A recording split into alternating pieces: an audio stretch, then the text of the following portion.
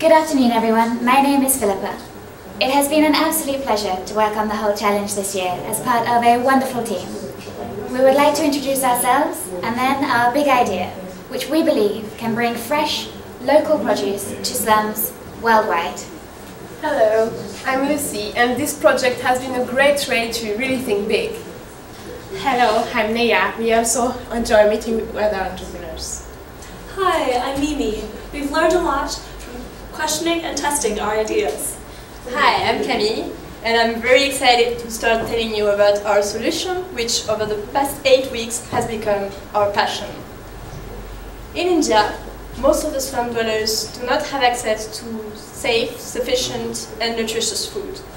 One of the biggest problems is access to fresh produce. The World Health Organization recommends that we eat a minimum of 400 grams of fruits and vegetables per day. And even though India is the second largest producer of fruits and vegetables in the world, slum dwellers on average are consuming less than 50% of this quantity. Why is consumption low? Is it a question of preferences? Not at all. Fruits and vegetables are valued ingredients in India. They are used in many traditional dishes. But the prices of many fruits and vegetables are simply too high for the limited budgets of slum dwellers, and they can only afford it on an infrequent basis. We have identified why prices are high. The fruits and vegetables food chain in India is clogged by a complex system of intermediaries. At each point in this chain, the price of the produce increases, with little or no value addition. Waste is also a big problem. Up to 30% of the farmer's produce is lost before reaching the market. So with all these obstacles combined, the consumer is often paying between 110% and 170% more than the price obtained by the farmer. We have a model that radically changes this. Our objective is to meet the large demand for low-priced, quality vegetables in slums. Our model connects a cooperative of smallholder farmers directly with slum dwellers using two simple parts: basic cold storage facilities and a mobile order and payment system. Let's break it down. We construct an energy-efficient cold storage facility on the edge of the slum. The farmers' cooperative pays rent for space in this facility, and we transport their produce from a well-located collection point to the cold storage. This allows us to minimize post-harvest losses. The prices of the produce are decided by the farmers and advertised directly to the customers by text message. For logistical and payment reasons, customers need to order above a minimum quantity. So immediately we will have the interest of existing food vendors who can afford this minimum purchase. However, we also really want to create a new opportunity for individual families within the slum to regularly buy and cook with fresh produce. To do this, we create a network of hives. So, what is a hive? Well, hives can be houses, shops, or food stalls within the slum. They work for a small commission to help the community to place collective orders. We've shown them on the map in orange. The hive manager receives a text message, which informs him or her of the vegetables available and their price. We call this message the beeb. She advertises the beeb and collects individual orders from her friends, neighbours, or existing customers.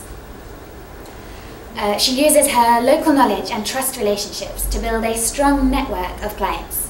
They're shown on the map in green. When she meets the minimum volume, she places the order by text message and receives a collection time. Then, when she collects the produce, she pays the farmers' cooperative directly using her mobile phone. We will work with a mobile banking partner so that every time a transaction is made, we receive a percentage of the small transaction fee. That sounds great, but in reality, who gains what from this model? Well, the clearest gains of the beeb model are for the farmers and for the slum dwellers. Cold storage allows farmers to offer quality produce for longer periods. It means they no longer have to panic sell for fear of spoilage. And we have removed the cost of intermediaries. Ultimately, this allows them to offer the customer a much better price. Let's take an example of tomatoes. Currently, the farmer receives 6 rupees for every kilogram produced. Intermediaries take 9 rupees, 80 to 90% of which is profit, and the final customer pays 15 rupees. Now, using the bead model, the farmer can set his price at 8 rupees per kilogram, increasing his income by 33%. And the final customer pays just 8 rupees 80.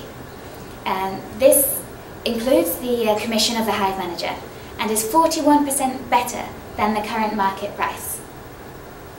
Gains go wider than lowering prices. Customers gain valuable time because the hives are so easily accessible. And the hives become centres in the community, which can be used to raise awareness and to educate about nutrition.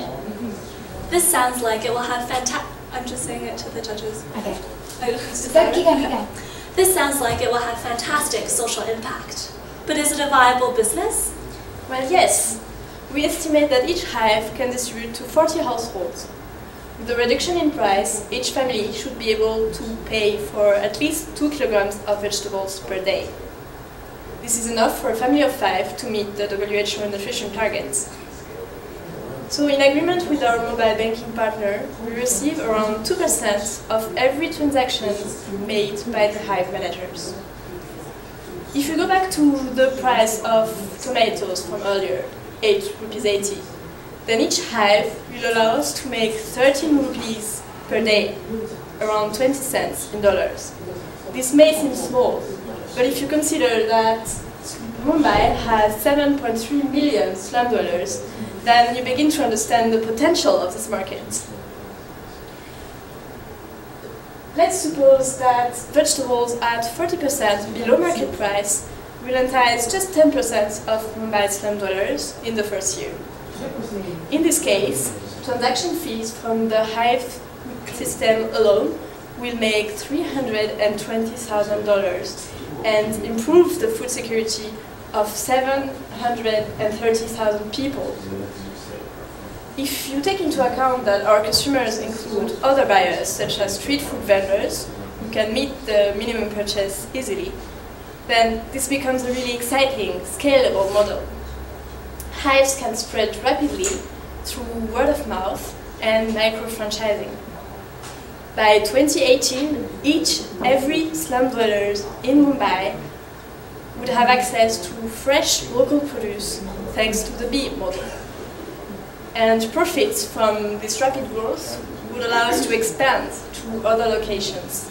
You convinced me that this model works in India, but will it work elsewhere? Well, we have presented the bee model in India to show that country-specific factors are important. But there is a demand for fresh local produce in slums worldwide, be it milk, eggs or meat. BEEB is about coordinating urban poor with limited individual purchasing power. BEEB communicates the information that they need so that they can access the local produce they really want by connecting them directly with the people producing it.